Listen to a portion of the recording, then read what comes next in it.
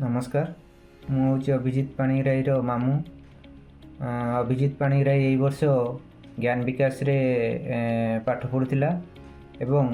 से यही वर्ष 2026 नीट एग्जाम रे 582 मार्क स्कोर करिछि एवं ऑल इंडिया रैंक 16,992 रैंक रे उत्तीर्ण होइछि। आम 2 वर्ष पूर्व जिते ज्ञान विकास कोचिंग सेंटर को इनिशियली जाइलु सेतेबेले आमे आमर किछि रिलेटिव पिला मानक सहित कांटेक्ट करिथिलु एवं सेमाने आमको सजेस्ट करथिले कि जाई ज्ञान विकास बहुत भलो कोचिंग सेंटर एवं सेठी आमर जो डायरेक्टर सर पीवीके सर अछंती एवं मयूर मैम अछंती से माने बहुत भलो गाइड करंती एवं सेही पिला माने आज भलो गवर्नमेंट मेडिकल कॉलेज रे सीट पाई से माने आज पाठ पढुचंती। आम से सजेसन नहीं प्रथम ज्ञान विकास कोचिंग सेंटर को जाइलु सेठी आम आमर पीवीके सार आ मयूर मैम सहित प्रथम जाई भेटिलु एवं सीए आमको बहुत कोऑपरेट कले एवं आमको सजेस्ट कले कि एठी पिला को छाड़िले पिला भलो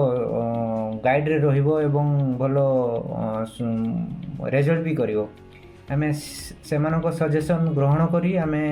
ज्ञान विकास रे पिला को छाड़िथिलु एवं आज 2 वर्ष पर आमे फील करूछु जे ज्ञान विकास रे छाड़ी आमे बहुत सेतबे जो डिसाइड करिथिलु जे ज्ञान विकास रे छाड़िया पई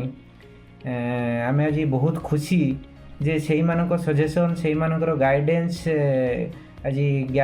पीवीके सर मयूर मैम को गाइडेंस से मानकर proper care proper hostel facility hostel ले प्रॉपर गाइडेंस आज ईच एंड एवरी मोमेंट रे से मानकर प्रॉपर गाइडेंस पई आम छुआ आज भलो स्कोर टी आनी एवं आशा करूछु भलो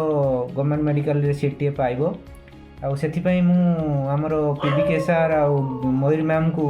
बहुत बहुत धन्यवाद दूची एवं बहुत जो पेरेंट्स माने इवन से पिला मानन को कोचिंग सेंटर टी खोजुचंती कि एडमिशन करिया पई चाहउचंती मु सजेस्ट करी गार्डियन हिसाब रे थरे आसी ज्ञान विकास रे मीट करंतु सार मैम के संगे एनवायरनमेंट टी देखंतु पिला मानकर प्रॉपर पाठ पढ़िया पई एनवायरनमेंट टी दरकार जो एनवायरनमेंट टी कि आपण ज्ञान विकास रे ही पाइबे एवं थरे आसी आपण विजिट कले जानि परिबे कि जे केमती कोन एनवायरनमेंट अछि प्रॉपर गाइडेंस मिलुची कि नाही जोंटा कि आमे हम पिला पाखरे देखलु एवं हम पिला जी सक्सेस टी पाइछि।